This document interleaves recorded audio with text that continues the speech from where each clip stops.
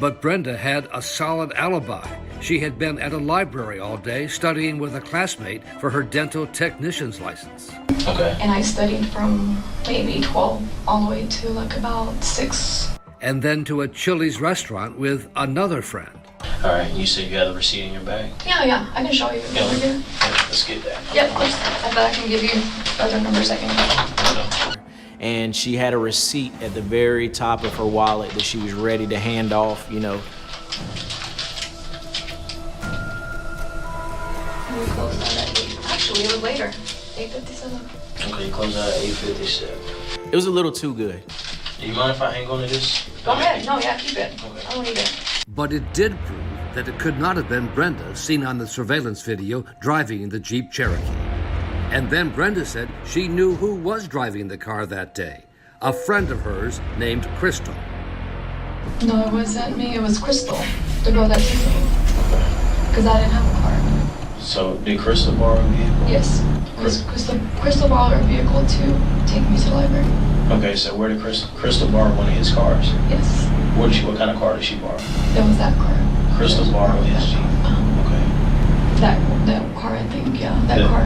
That Jeep that used to show me the picture. Yeah, there was very little resistance at all when I asked about who Crystal was and if I could get a phone number. She was ready to serve Crystal up on a dish. And soon Crystal was in an interrogation room down the hall from Brenda with her own story to tell.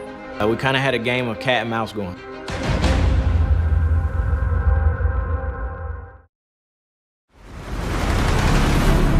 We are digging for new details this morning in the murder that has shaken a Dallas community. This murder has really rocked their sense of security. At this point, no word on who the suspect or suspects may be. Detectives have been out all night and throughout today, canvassing the other businesses in the area, looking for additional evidence, surveillance footage, what have you, and talking with residents, talking with potential witnesses. And now at the Dallas Police Headquarters, a kind of Texas two-step was underway. In interrogation room number 2, Brenda Delgado, wrapping herself in blankets in the air-conditioned room with an airtight alibi, claiming total ignorance of what happened.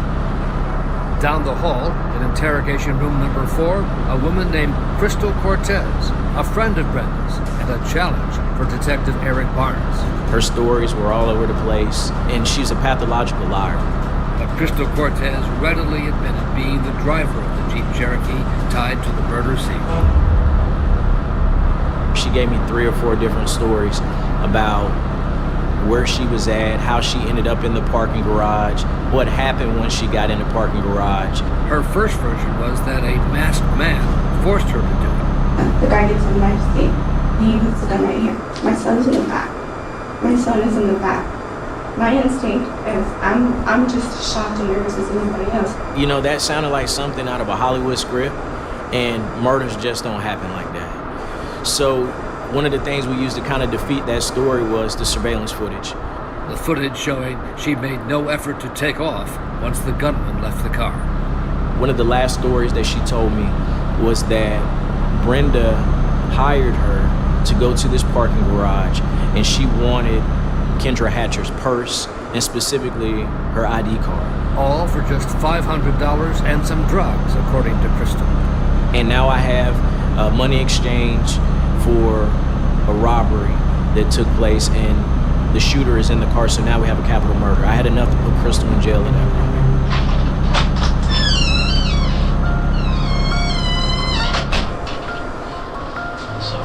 I couldn't wait to get back in the room with Brenda. Now I actually have some teeth and actually some traction on this investigation. And I just got done talking to Crystal. We had a very interesting conversation. And I know that you haven't been in trouble. So I know what this is about. And so what I'm asking you for is for the truth. I mean, that's the truth. I was not driving. Okay, I know you weren't driving. I know you weren't there. I know who was driving. I know Crystal was driving. Okay, and I know what happened. Okay, and I know what the agreement that you made. There was no agreement. I mean,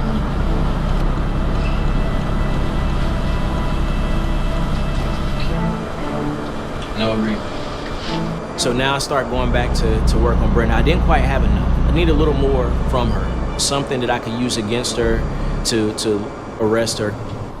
Would you say it's a big coincidence that your ex-boyfriend's girlfriend ends up dead and your friend ends up driving in the same parking lot that this happens at around the same time that it happens in a Jeep that you borrowed? I think Crystal borrowed the Jeep. I think that's what we're getting. Because I wasn't, she needed the car. Okay. I didn't need the car. But even that, okay. The young lady that ends up dead, her boyfriend, the relation is you. You to him, to her. Crystal ends up in this parking garage. Your friend, your friend's Jeep, your ex-boyfriend's girlfriend. All three of those things point back to you. That is you. You're the common theme in all of these things. So what I'm asking you is, how does this happen? The Mr. Nice Guy routine was out the window, and I needed to shake her up a little bit because emotionally she was still unbothered. You know, she was still playing the sweet and innocent role. This isn't rocket science. People will put this together very fast. That's why I'm asking you, why? No, I'm telling you. I didn't do anything. I had no motive. You had plenty of motive. There's plenty of motive. I think it was hate. I think you hated the fact that you weren't good enough. That's the truth. And sometimes the truth hurts. You weren't good enough for Ricky. Maybe he didn't like the way you looked. I didn't. Maybe something you did got on his nerves. Maybe he didn't want a dental hygienist anymore. Maybe he wanted a dentist. Maybe you just weren't good enough for him. Maybe his standards were a little bit too high for you. But for whatever reason, you weren't good enough for him. And that's a hard pill to swallow. I mean, I don't have any feelings like you were saying. I really don't have any. Like, I didn't even know who the girl was. I had no idea. That's not true. You know who his girlfriend is. Just like you knew where he was taking his salsa lessons at because you followed him. Her ex-boyfriend, the doctor, had told Detective Barnes that Brenda suddenly showed up where he was taking salsa lessons, and then suddenly showed up on a running man where he was jogging. Crystal has no reason to want her dead. You know who has the motive? You know who has the motive? You know what Crystal's motive was? To make some money to feed her kid. And I can understand that. You took advantage of that. Yes, you did. Yes, you did. You took advantage of her. And you paid her to do your dirty work. No, that's not true. I told you it was just very casual. I have no motives for this guy. No motives for who? For Ricky, there's nothing. There's nothing there. There's no motive. So why do you want his girlfriend dead? I don't. I didn't even know who he was seeing. I don't even know who he was dating. Okay. You don't know. You don't know.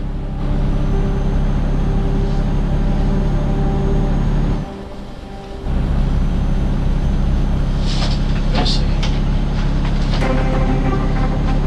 Can I just get my attorney at this time? Because I don't think I just need my attorney because you're not understanding me. That you're not listening to me. You're not understanding me. It's either, I have no... Here's the thing. It's either yes or no. It's either yes, we can continue this conversation, or no, you need your attorney. I knew that I had the right person. But prosecutors told Barnes he still did not have enough to charge Brenda Delgado with murder. So the best they could do was hold her for outstanding traffic tickets. And due to crowding issues at the jail, they expedited the amount of time that she was held there. So she wasn't held too long, just several hours. Within 48 hours of her being at our office, being questioned on this murder, she was en route to Mexico.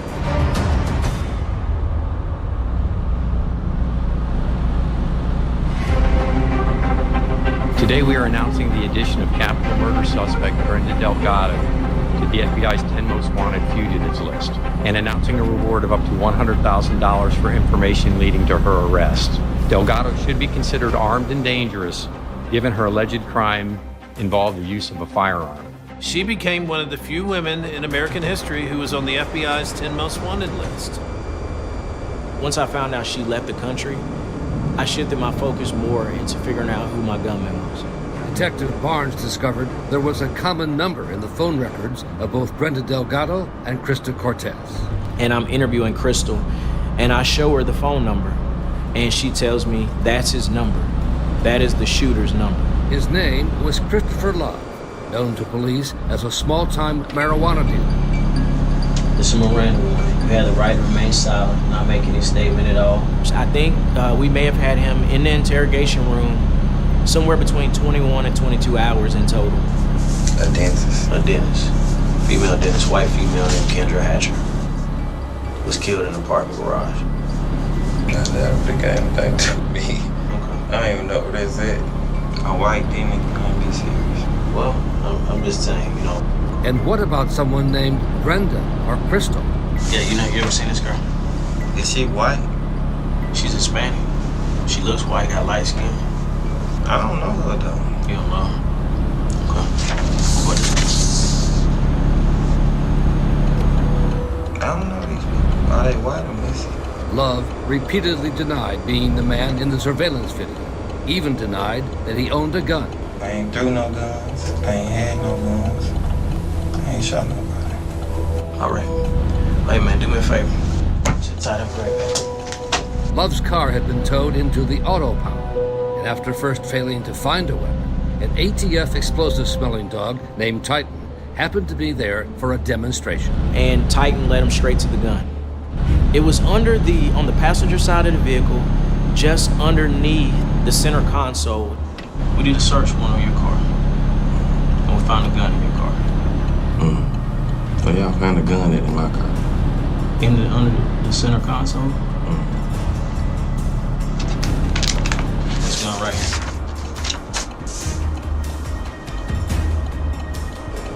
You ever seen that gun before? Yeah. You have?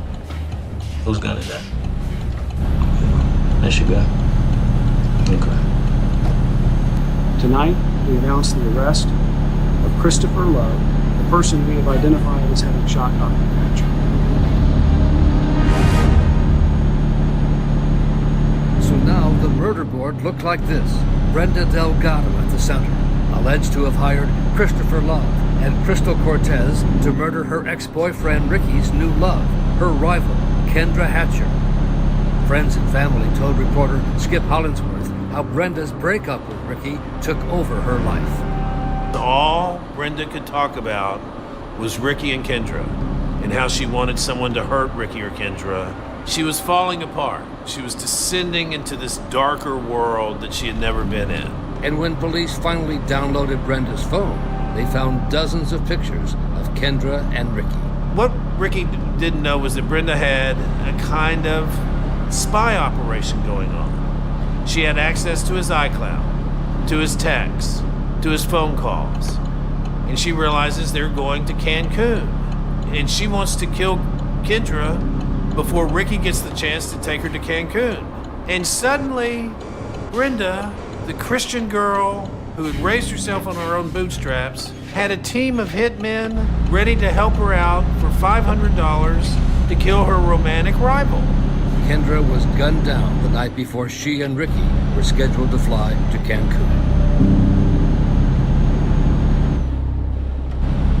Before being taken away to jail, Christopher Love had one last question. When y'all going to get Brenda? We're gonna work on getting Brenda.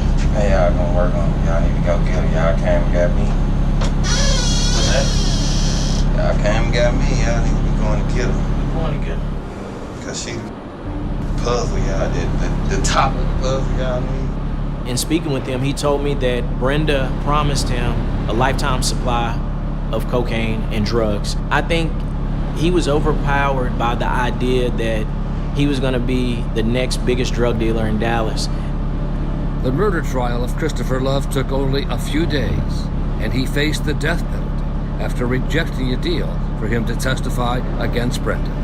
Love was very adamant that he didn't want to take anything. He was not interested in testifying against anybody. But Crystal Cortez had accepted a plea deal for 35 years. She was the main witness against Love. One of the plans were to inject her with the needle Another plan was to shoot her directly, and another plan was to kidnap her. And did Mr. Love have a plan that he preferred? He pretty much said that it would be easier just to kill her with the gun. Crystal obviously was the glue that put the whole case together. The videotape was the strongest evidence, certainly. But Crystal came in and pointed and put together the pieces and the background for everything that took place. State's Exhibit 110, do you recognize this photograph? That's my hand with money in it. That's my what? My hand with money in it. The $500 in bills arranged in the shape of a heart. Okay. And what's the significance of this money? That was my payment for completing the task of driving Christopher Love to kill Kendra Hatcher. And I'll never forget interviewing Crystal in the jail, and I said, why would you do that? A murder for $500? And she said, you don't know what it means to be broke, do you? The cross-examination of Crystal Cortez was brutal. The only thing that means anything to you is saving Crystal Cortez. No, sir. Well, what means something to you, ma'am? It does mean that there will be justice for Kendra Hatcher. Oh, so all of a sudden now you're worried about justice for Kendra Hatcher? Yes, sir. The jury took 3 hours to reach its verdict on Christopher Love. Sir, has the jury reached a unanimous verdict? Yes, Your Honor. And is your verdict as follows? We, the jury, unanimously find the defendant guilty of capital murder as charged in the indictment. And that is the unanimous verdict of the jury. Thank you, sir, for your deliberations. At the sentencing, Kendra's sister Ashley spoke for the family back in Illinois. Our family will never be the same. This doesn't happen in Central Illinois. We didn't know that evil like this existed. She was full of life and full of love and just gave everything she had to everybody. And when I heard that this had happened to her, and no, I'm getting off topic, but I couldn't imagine who would do it. I couldn't imagine who would hurt her because nobody disliked her. Nobody would have hurt her that knew her. I have received the unanimous verdict from the jury. Mr. Love, would you stand please, sir? You shall be confined until the director of that institution receives an order by this court to carry out the sentence of death by lethal injection. Good luck to you, sir. And now the focus shifted to Brenda Delgado, a $100,000 reward on her head. I mean, there's people that'll give up their own mother for $100,000. So within a few hours, we were able to get some credible tips on where her location was. And after 6 months on the lam in a small town in Mexico, Brenda Delgado had been tracked down and extradited to the United States to stand trial for murder. Detective Barnes was at the airport when she arrived. You know, my eyes were saying, I told you I was gonna get you.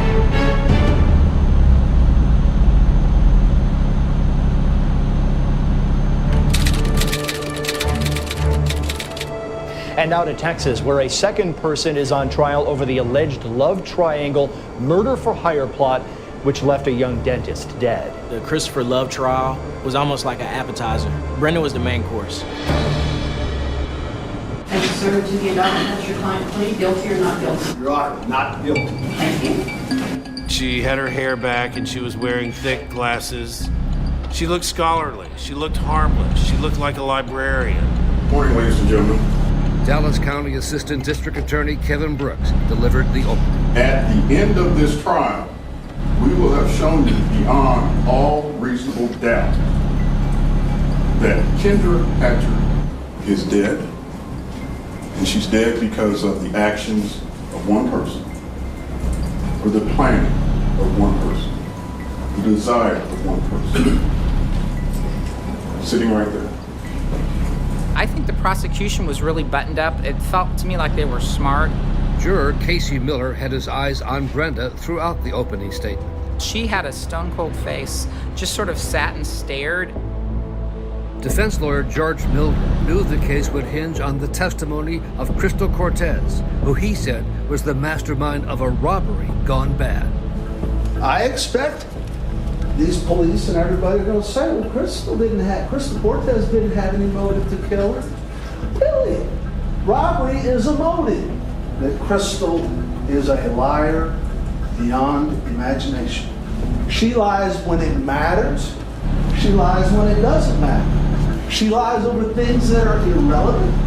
She lies over things that no one will believe. At the end of this trial, I ask you to cut this woman loose, find her not guilty, and send a loud, clear message to the state of Texas.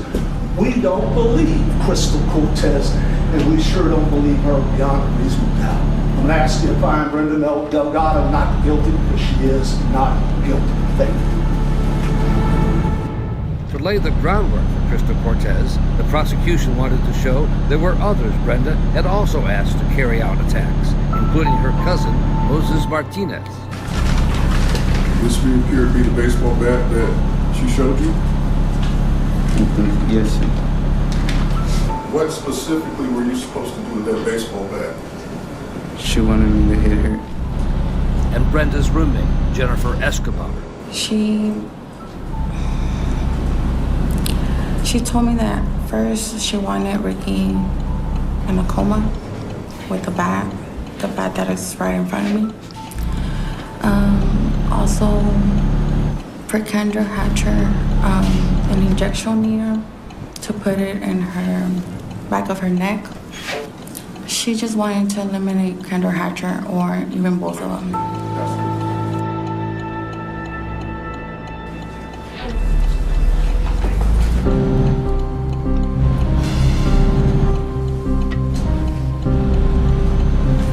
Introduce yourself. Yes, sir. My name is Dr. Ricardo Paniagua. Now, the man at the center of the love triangle testified he had no idea that Brenda had been stalking him when he kept running into her. At the time, I thought it was just coincidence.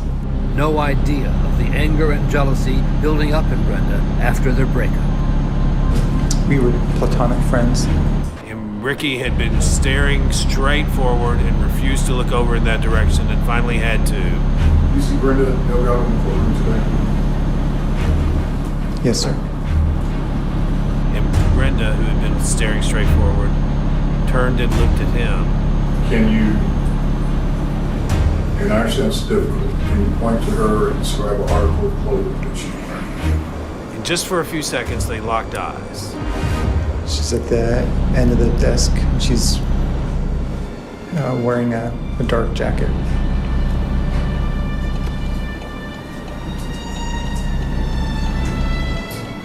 Your Honor, we have some record reflect this witness has identified the defendant in open court. Pass the witness. You solemnly swear or affirm that the testimony you shall give in this cause will be the truth? Yes, ma'am. Crystal's testimony was very important. She was very believable to me. She admitted on the stand that she was part of a capital murder plot. She admitted that she drove the vehicle. Are you guilty of the capital murder of Kendra Hatcher? Yes, I am. Is Christopher Love guilty of the murder of Kendra Hatcher? Yes, he is. Is Brenda Delgado guilty of the murder of Kendra Hatcher? Yes, she is. Will Brenda Delgado discuss Ricky and Kendra Hatcher to you? Yes. What was the discussion? She wanted to get rid of Kendra Hatcher And why did she want to get rid of Kendra Hatcher? because she was envious of her. And then describing what was happening in the parking garage, as seen on the surveillance camera footage. Miss Kendra comes in and she parks catty corner to where we park. And Christopher Love gets off the vehicle through the driver's side in the back. And he exits the vehicle, closes the vehicle, and he approaches Kendra. And I didn't see him kill her, but I heard the shots fired. He ran into the Jeep with Kendra's belongings, her purse, and a Nikon camera. Why does he have those items? Because Brenda wanted it to make it look like a robbery gone bad. Did you get paid for this? Yes, I did. What did you get? I got $500. And who paid you? Brenda did. And that was in exchange for committing this murder of Kendra Hatcher? Yes. We find that you're lying to us. If we were able to confirm that what you're telling us is not truthful, you understand the consequences of that? Yes, I will possibly face a death penalty. That's the part that's really key, and I can't wait for the defense to cross-examine her. That's what we're all waiting for, because this is the prosecution's star witness. Their whole case really, really centers around this woman. Let's take a quick break. We'll be right back.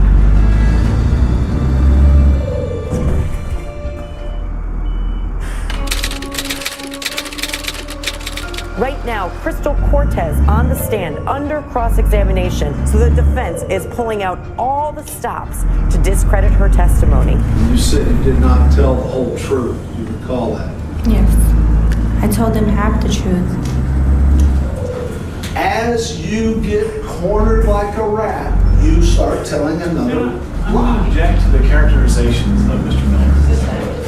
As you get hopelessly caught in one lie, you start telling another one, correct? Sometimes. When I was being interviewed because I didn't know what to say and what not to say. The more the defense tried to poke holes in her story, the more I believed her. And it was really apparent to me that she was like a 20-something-year-old single mom. She was not the mastermind of anything. She was not the brains behind anything. Christopher Love is obviously a very horrible, evil person, true? I would say so, yes. And if you were gonna do something, if you saw an opportunity to rob some rich girl and get all the money, whatever she's got, what greater opportunity than for you to rob Dr. Hatcher with Christopher Love, knowing that if anything ever happened to Dr. Hatcher, it ain't you who's going to get blamed. Brenda Delgado is the one they're going to look at because she's told